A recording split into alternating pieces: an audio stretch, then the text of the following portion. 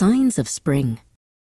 It rains a lot in the spring. Leo watched the drops race down his window. Outside, the trees were full of tiny buds, and the first flowers were starting to push through the wet soil.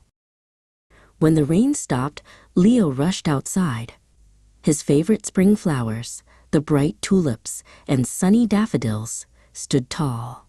High in the trees, birds were singing. They were back from their long trip south. "A robin!" Leo shouted.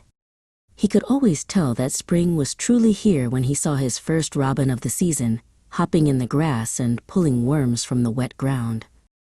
The air smelled so fresh and clean after the rain.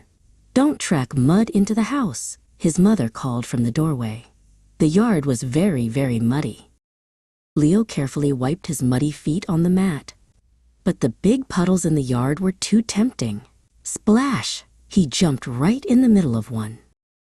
Cold water splashed all over his pants. Shivering but happy, Leo had to go back into the house to get dry. Soon, the snow was all melted, the rain stopped, and the big, warm sun came out. On sunny days, Leo's friend Mia always came over to play. Sometimes they tossed a ball around. Other days, they zipped down the street on their bikes, looking forward to summer but happy to be outside after the long winter. In the evenings, Leo's parents liked to go for walks. They also cleaned up the yard, gathering fallen twigs and getting the garden ready. Everyone seemed to be outside. The springtime brings people out of their houses. Leo was glad.